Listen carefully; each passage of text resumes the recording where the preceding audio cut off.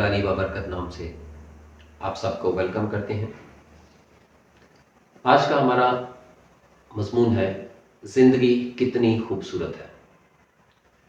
میرے عزیز بہنوں اور بھائیوں، زندگی کو خوبصورت بنانے کا راز جانیں گے، کیونکہ ہر بہن، ہر بھائی، ہر شخص کی یہ خواہش ہے کہ وہ اس زمین پر اچھی اور خوبصورت زندگی گزارے، کیونکہ خدا نے ہمیں بھیجا ہے۔ سب سے پہلے ہم اس خدا کی شکر گزاری کریں گے، ہر وقت، ہر لمحہ، ہر گھڑی اس خدا کے شکر گزار رہنے کی ضرورت ہے۔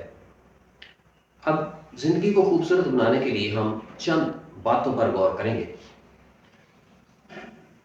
خدا کی حمد و ستائش اور اس کی تعریف جو ہے اور اس کی تمجید کرنا سب سے ضروری ہے۔ جس خدا نے ہمیں خوبصورت آنکھیں دی، کان دیے، ہاتھ پاؤں دیے، سلامتی دی، بولنے کے لیے زبان دی، اور یہ ساری چیزیں جب خدا نے ہمیں دی ہے تو ہمیں اپنے خدا کا شکر کرنے کی ضرورت ہے۔ یہ خدا کی عظیم محبت ہے اور اس کی بے پناہ قدرت اور اس کی شاہکاری کا منہ بولتا ثبوت ہے۔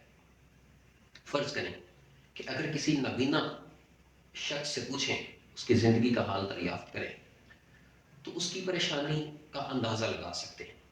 کسی لنگڑے سے پوچھیں، کسی گونگے سے پوچھیں، ان کی زندگی میں اور زندگی کی خوبصورتی میں یہ کمی انہیں کہیں نہ کہیں پریشانی دیتی ہے۔ اس لیے زندگی میں ساری خوبیوں کے لیے خدا کے شکر گزار رہنے کی ضرورت ہے۔ دن رات اس کی شکر گزاری کریں کہ اس نے ہمیں خوبصورت بنایا ہے۔ اب کئی لوگ کہتے ہیں کہ بھائی اس کا تو رنگ بہت سانولا ہے، کالا ہے۔ رنگ سے کوئی فرق نہیں پڑتا، کیونکہ خدا نے انسان کو اپنی شبیہ پر بنایا ہے۔ اس لیے اس نے ساری جتنی خوبیاں ہیں اس نے انسان کے اندر رکھی ہیں۔ بہت ساری خوبیاں خدا نے انسان کے اندر رکھی ہیں۔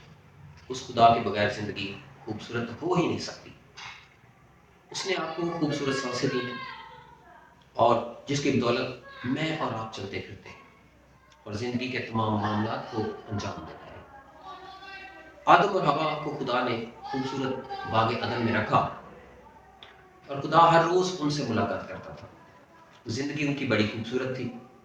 خدا نے صرف ایک حکم دیا تھا کہ اس درمیان والے درخت کا پھل نہ کھانا ورنہ مر جاؤ گے۔ یہ ایک وارننگ تھی اور ایک یاد دہانی تھی، مگر انہوں نے خدا کی بات کو نہیں مانا، بلکہ انہوں نے کسی اور کی بات کو جو ہے وہ سنا۔ تو اس طرح خوبصورت زندگی گزارنے والے اس پہلے جوڑے میاں بیوی کو خوبصورت زندگی اور تمام نعمتوں سے دور کر دیا گیا۔ تو ہم غور کریں گے کہ خدا کے ساتھ زندگی اور خدا کے بغیر زندگی اس طرح آدم اور حوا جو ہیں اس خوبصورت زندگی سے اور اس باغ سے نکال دیے گئے۔ اب چلتے ہیں نئے عہد نامے میں، بائبل مقدس میں ہم دیکھتے ہیں کہ یسوع المسیح خدا کا کلمہ جو متجسم ہو کر اس دنیا میں آیا، وہ انسان کی زندگیوں کو خوبصورت بنانے کے لیے آیا، مگر ہم اس دنیا کی تمام باتوں کو اپنی زندگی میں رکھ لیتے ہیں، مگر سچائی اور کلام الہی کو اپنی زندگیوں سے نکال دیتے ہیں۔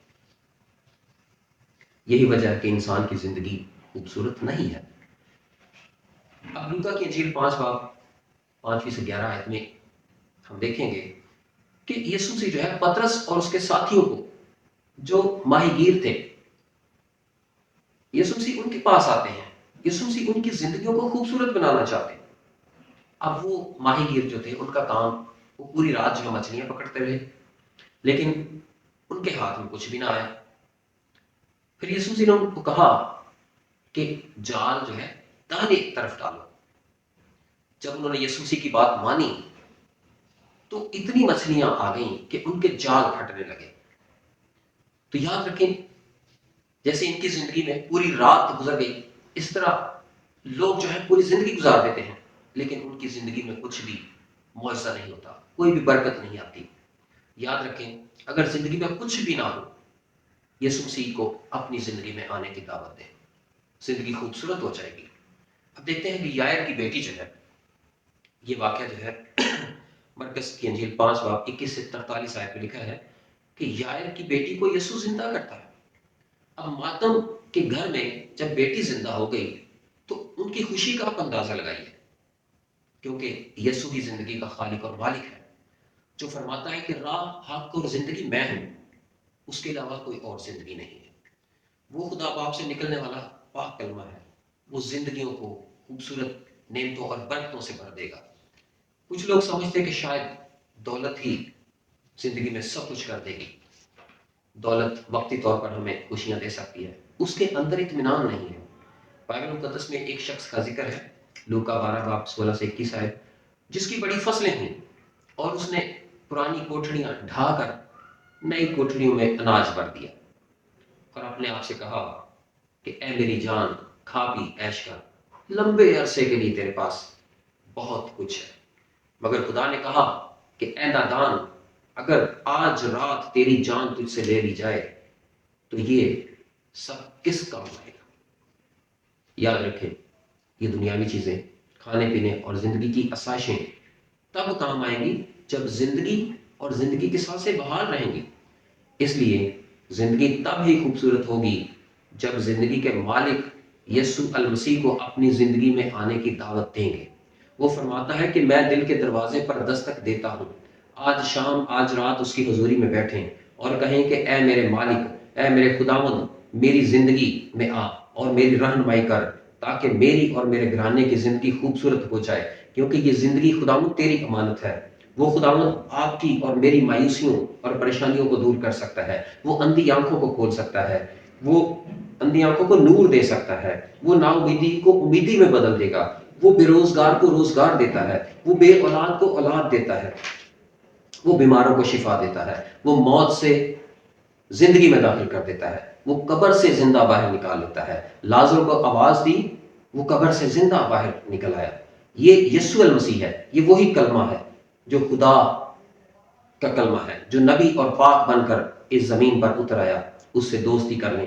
مجھے پتا ہے آپ کو تسلی اور اطمینان کی ضرورت ہے۔ وہ فرماتا ہے کہ میں تمہیں اپنا تسلی اور اطمینان دیے جاتا ہوں جو دنیا نہیں دے سکتی، کیونکہ دنیا کے پاس تو ہے نہیں۔ جس زندگی میں تسلی اور اطمینان ہے وہ زندگی خوبصورت ہے، جس زندگی میں خدا ہے وہ زندگی خوبصورت ہے، وہ ہماری فکریں اٹھا لیتا ہے۔ خدا ان کی شکر گزاری کرتے ہیں۔ آج دنیا فکروں اور غموں میں ہی مرتی جا رہی ہے، مگر اور دنیا ٹینشن سے ہی مرتی جا رہی ہے، لیکن خدا ان کی شکر گزاری کرتے ہیں کہ جو اس کے کلام کو اپنی زندگی میں رکھتے ہیں، جو خدا سے دل لگا لیتے ہیں اور یسوع مسیح کو اپنی زندگی میں آنے کی دعوت دیتے ہیں۔ Thank you for watching, God bless you.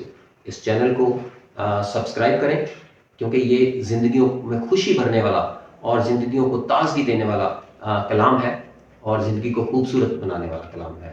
لہٰذا بہت سی زندگیوں کے ساتھ شیئر کریں اور اس کو سبسکرائب بھی کریں، تاکہ بہتری زندگیوں میں خدا ان کی برکت آئے۔ Thank you.